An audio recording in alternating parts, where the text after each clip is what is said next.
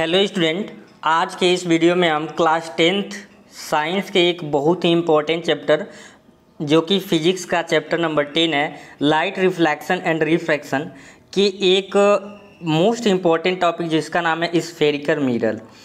Spherical mirror क्या होता है और इसके अंतर्गत क्या क्या डिफिनीशन आता है, क्योंकि जब तक आप स्फेरिकल मिरर के बारे में नहीं समझ पाएंगे तब तक आपको फॉर्मेशन ऑफ इमेज अच्छे से समझ नहीं आएगा।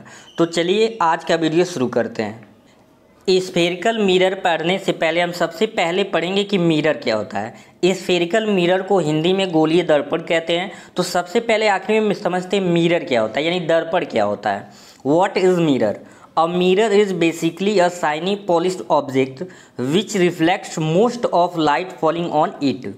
क्या कह रहा है कि यह एक शाइनिंग पॉलिश्ड ऑब्जेक्ट होता है जिसके ऊपर मोस्ट ऑफ लाइट जो जाता है वो जाने के बाद से क्या हो जाता है, रिफ्लेक्ट हो जाता है। और आगे है to make one side reflective the other side is polished with a particular kind of material.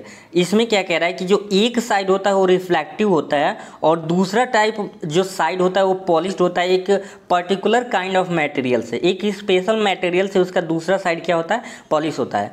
तो बेसिकली आपको इतना समझना है कि यह एक प्रकार का पॉलिश्ड ऑब्जेक्ट होता है जिसका एक तरफ क्या होगा, रिफ्लेक्टिव होगा और दूसरा तरफ क्या होगा, पॉलिश होगा। अब इसके कुछ एग्जांपल्स देखते हैं। यहाँ पे देखिए, ये जो आप देख रहे हैं ये मिरर है। यहाँ पे जब लाइट आएगा, ये आपका जो भाग देख रहे हैं यहाँ पे, ये है रिफ्लेक्टिव पार्ट यानी पारदर्शी भाग है। यहाँ पे लाइट आता है तो रिफ्लेक्ट होकर हमारी आंखों पे चला जाता है, जिसकी वजह से हम इमेज को अपने इसमें देख पाते हैं। और इसके पीछे जो देख रहे हैं, पीछे क्या है आपका, पीछे पॉलिश है। तो आई होप आप समझ गए होंगे। यहाँ पे ये प्लेन मिरर है। एक और देखते हैं, ये भी आपका क्या है, प्लेन मिरर है। ये जो आप देख रहे हैं ये भी क्या है, प्लेन मिरर है। यहाँ पे आप जो देख रहे हो ये स्फेरिकल मिरर है। तो अगला हम समझते हैं कि टाइप्स ऑफ मिरर, यानी मिरर कितने प्रकार के होते हैं, दर्पण कितने प्रकार के होते हैं। तो पहला होता है प्लेन मिरर और दूसरा होता है स्फेरिकल मिरर। तो याद रखेंगे कि मिरर बेसिकली आपके दो तरह के होते हैं। पहला होता है प्लेन मिरर जिसका हम डेली रूटीन में फेस वगैरह देखने के लिए यूज करते हैं, और दूसरा है स्फेरिकल मिरर, इसका बहुत ह्यूज मात्रा में यूज होता है। तो चलिए अब समझते हैं कि प्लेन मिरर क्या होता है। यहाँ पे देखिए, हम बात कर रहे हैं प्लेन मिरर की। तो प्लेन मिरर क्या है? A mirror that has a flat और प्लेन रिफ्लेक्टिव सरफेस। एक ऐसा मिरर जिसका क्या होता है, रिफ्लेक्टिव सरफेस प्लेन होता है, उसे हम क्या कहते हैं, प्लेन मिरर कहते हैं। अभी आपको मैंने पीछे इमेज भी दिखाया था प्लेन मिरर का। तो एकदम वो प्लेन होगा, रिफ्लेक्टिव सरफेस जो उसका क्या होगा, फ्लैट होगा। ठीक है, तो ये भी आप समझ गए। अब हम देखेंगे कि स्फेरिकल मिरर क्या होता है। स्फेरिकल मिरर मतलब होता है गोलीय दर्पण। गोलीय दर्पण का डिफिनेशन, एक कांच के खोखले गोले के कटे हुए पार्ट होते हैं, वो स्फेरिकल मिरर बोले जाते हैं। अर्थात a mirror which can be imagine to the part of sphere is called spherical mirror. अभी मैंने वही बताया है कि ये जो होता है इमेजिन किया जाता है किसके द्वारा, स्फेयर का एक पार्ट के द्वारा ये बनाया जाता है। स्फेरिकल मिरर स्फेरिकल मिरर के एक पार्ट के द्वारा, मतलब एक स्फेयर होता है जो मिरर होता है, उसी का जो पार्ट होता है, कटा हुआ भाग होता है, उसे हम क्या कहते हैं, स्फेरिकल मिरर कहते हैं। ठीक है, तो बेसिकली आप समझ जाइए कि स्फेयर का एक क्या होता है, पार्ट होता है, जिसे हम क्या कहते हैं, स्फेरिकल मिरर कहते हैं। अगर हम बात करें इसके टाइप की, तो आप यहाँ पे ध्यान देंगे जो स्फेरिकल मिरर है वो दो तरह के होते हैं। टाइप्स ऑफ स्फेरिकल मिरर, ये पूछ देता है कि स्फेरिकल मिरर कितने प्रकार का होता है, तो आप बताएंगे कि स्फेरिकल मिरर दो प्रकार का होता है। पहला कॉन्केव मिरर यानी अवतल दर्पण, दूसरा होता है कॉन्वेक्स मिरर यानी कि उत्तल दर्पण। कॉन्केव मिरर को अवतल दर्पण कहते हैं, कॉन्वेक्स मिरर को क्या कहते हैं, उत्तल दर्पण कहते हैं। ठीक है, यहाँ पे आप इमेज में देख सकते हैं यह एक स्फेरिकल मिरर लिया गया है। क्यों स्फेरिकल बोला जाता है, क्योंकि ये स्फेयर है। आप ये देखो, ये पूरा जो भाग है ये क्या है, स्फेयर है। और मिरर क्यों बोल रहे हैं, क्योंकि इसका जो एक पार्ट होगा, चाहे वो अंदर हो सकता है, अंदर से वो क्या हो, रिफ्लेक्टिव हो, या तो बाहर से क्या होगा, रिफ्लेक्टिव होगा। यानी कि ये आपको समझ लेना है कि एक पार्ट जो होगा इस स्फेरिकल मिरर का, एक पार्ट क्या होगा, रिफ्लेक्टिव होगा। तो यहाँ पे आप देख सकते हैं कि इसमें किस प्रकार से आपको दो चीज़ें बनाया गया है, एक कॉन्केव मिरर बनाया गया और एक क्या बनाया गया, कॉन्वेक्स मिरर बनाया गया। क्यों कॉनकेव मिरर कब होता है? जब रिफ्लेक्टिव जो सरफेस आपका है वो अंदर की तरफ हो। यहाँ देखिए जो रिफ्लेक्टिव सरफेस है वो कहाँ पे है? अंदर की तरफ है। और कॉन्वेक्स मिरर कब बनता है? जब रिफ्लेक्टिव सरफेस कहाँ पे होगा? बाहर की तरफ से होगा। क्या होगा? बाहर की तरफ से होगा। तो चलिए इसका डिफिनीशन देखते हैं। कॉनकेव और कॉन्वेक्स मिरर के डिफिनीशन को पढ़ने से पहले कुछ ऐसे टर्म हैं जो स्फेरिकल मिरर से रिलेटेड हैं जो आपको जानना पड़ेगा, यानी term related to spherical mirror. सबसे पहले नंबर पे अगर बात करें तो पहले नंबर पे आपका आता है पोल। पोल क्या होता है? It is the mid point of spherical mirror. It is represented by letter P. Mid point of a spherical mirror, जो स्फेरिकल मिरर का मिड पॉइंट होता है, जैसे मान लो यहाँ पे हम एक अभी ये बात करें तो ये आपका क्या है? ये बना लेते हैं आपका, अगर रिफ्लेक्टिंग सरफेस बाहर है तो ये आपका हो जाएगा कॉनकेव। तो यहाँ जो बीच में ऐसे जाएगा ये वाला जो भाग होगा यहाँ पे, इसे हम क्या बोलते हैं? पी। ठीक है, तो बस ये समझ लेंगे, it is the mid point of spherical mirror, it is represented by P. इसको पी से रिप्रेजेंट करते हैं। अगला जो आपका टर्म है वो है centre of curvature. Centre of curvature क्या होता है? It is the centre of the sphere of which is the mirror is part. The centre of curvature is denoted by C. It is the centre of sphere. यह sphere का क्या होता है? Centre होता है। ठीक है, स्फीयर का क्या होता है? सेंटर। जैसे मान लो हम एक ऐसा स्फेरिकल मिरर बनाएं तो यहाँ पे बीच में ये वाला जो भाग होगा वो क्या है? जैसे सर्कल का जिस प्रकार से सेंटर होता है उसी प्रकार से इसमें स्फीयर में सेंटर ऑफ कर्वेचर होगा।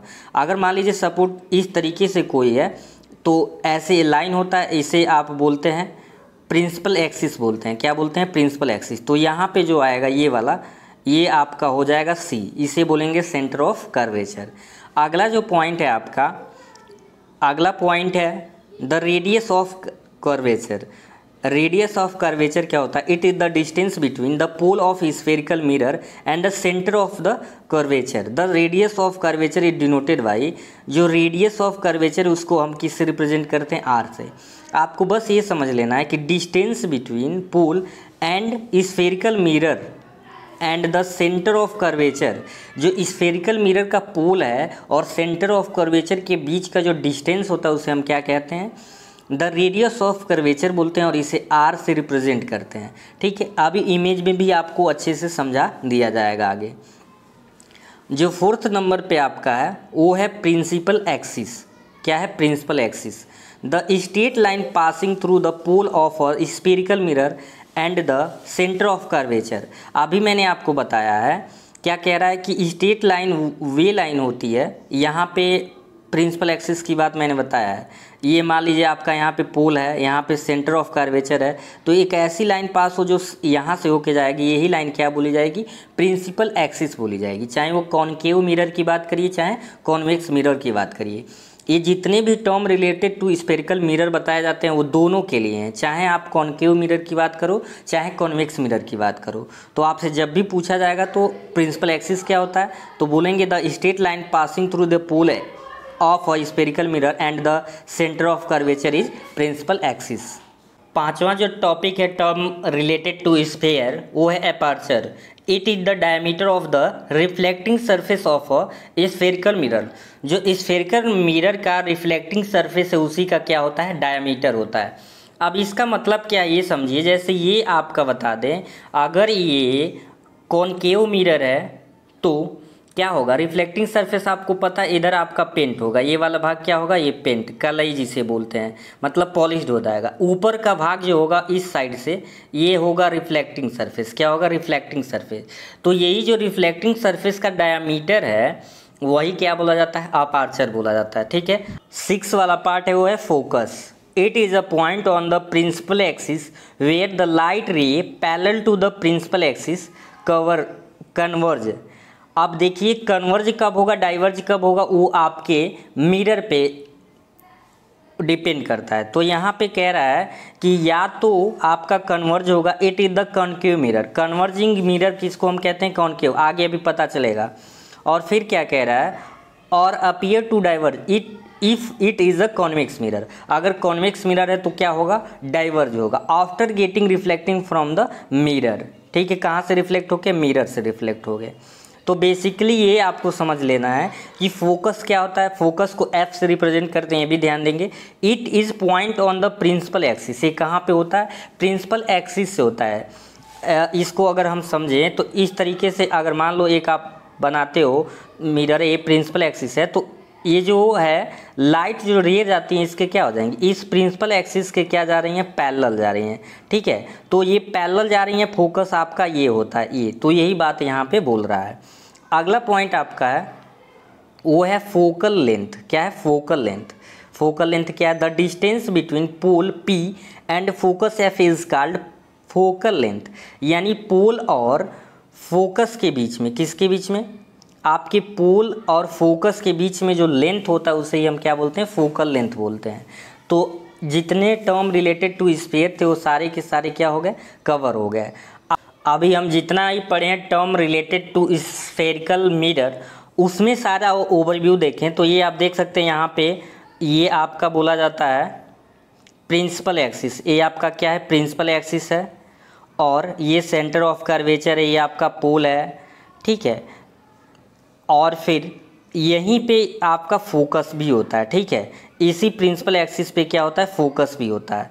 तो ये सारे आपके कॉन्सेप्ट थे। अब हम देखेंगे कि जो दो प्रकार के स्फेरिकल मिरर है उसमें जो पहला आपका है, पहला क्या है आपका, पहला है कॉनकेव मिरर। कॉनकेव मिरर यानी कि अवतल दर्पण। क्या है, concave mirror have a reflecting surface that is curve inward.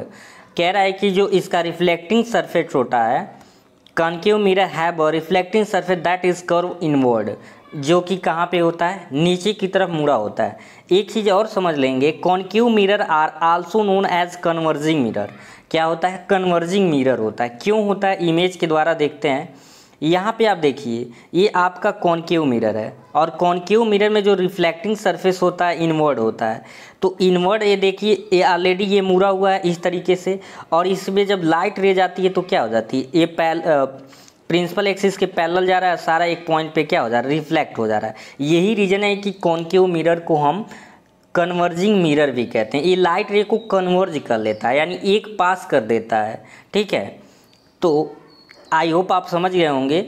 आपसे एक चीज़ बस समझ लीजिए, जो कॉनकेव मिरर होता है, जो रिफ्लेक्टिंग सरफेस होगा वो कहाँ के तरफ होगा, इनर होगा।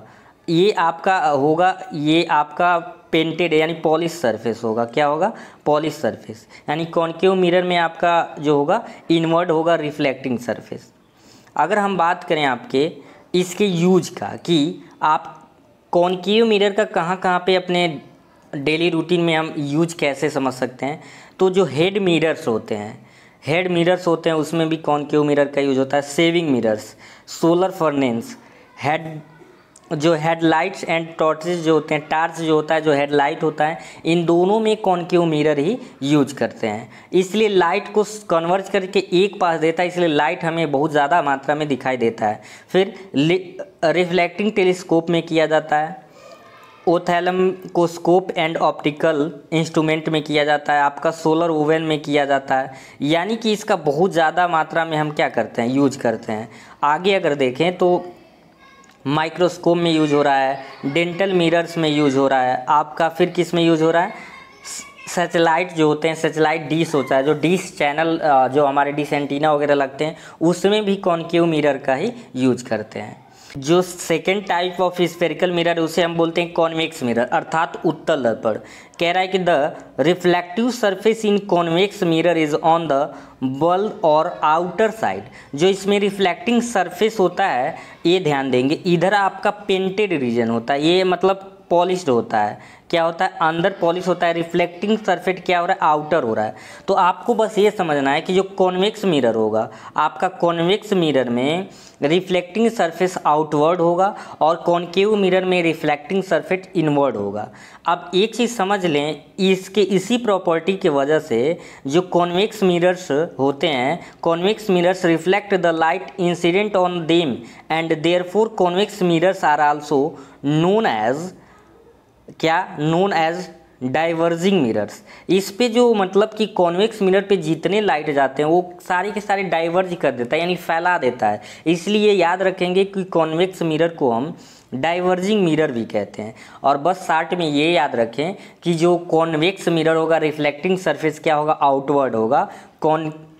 कॉनकेव मिरर में जो रिफ्लेक्टिंग सरफेस होगा वो क्या होगा, इनवर्ड होगा। और क्यों इसे आप डाइवर्जिंग करते हैं ये आप देख सकते हो इसमें। में कॉनकेव तो समझ ही लिए थे, क्योंकि इस पे लाइट जितनी जाता है वो एक पास भेज देता है, इसलिए इसे हम क्या बोलते हैं, कन्वर्जिंग बोलते हैं। और डाइवर्जिंग क्यों बोलते हैं कॉन्वेक्स को, क्योंकि देखिए इस पे जितने लाइट जा रहे हैं वो क्या कर रहा है, दूर भेज रहा है, यानी लाइट को ये क्या कर देता है, डाइवर्ज कर देता है, इसलिए इसको हम क्या कहते हैं, इसको कहते हैं डाइवर्जिंग मिरर कहते हैं। ठीक है, तो आई होप आपको कॉनकेव और कॉन्वेक्स मिरर में अंतर अच्छे से समझ आ गया होगा। अब हम देखेंगे कि कॉन्वेक्स मिरर का यूज हम कैसे करते हैं डेली रूटीन में। तो यहाँ पे आप देख सकते हो, यहाँ पे कुछ यूजेज लिखे गए हैं। यूजेज ऑफ कॉन्वेक्स मिरर, पहला rear view mirror on vehicles, यानी जितने भी गाड़ियाँ होती हैं, चाहे टू व्हीलर हो फोर व्हीलर हो, उन सब के मिरर में किसका यूज होता है, कॉन्वेक्स मिरर का यूज होता है। आपसे क्वेश्चन भी पूछ दिया जाता है कि कॉन्वेक्स मिरर का प्रयोग कहाँ करते हैं, what is use of convex mirror, तो आप बताएंगे रियर व्यू मिरर इन व्हीकल्स। दूसरा है विजिलेंस मिरर में करते हैं। तीसरा it is use reflector in the street lamp, इसका यूज स्ट्रीट लैम्प में भी किया जाता है। तो आई होप आज जितने भी आपको कॉन्सेप्ट बताए गए हैं वो सारे के सारे अच्छे से समझ आ गए होंगे। आज का ये वीडियो आपको कैसा लगा कमेंट सेक्शन में ज़रूर बताएं। फिर मिलते हैं ऐसे एक नए वीडियो के साथ। अगर चैनल पे नए हैं तो सब्सक्राइब करके बेल वाले आइकन को ऑन कर लें, ताकि नए वीडियो का नोटिफिकेशन आपको मिलता रहे। Thank you.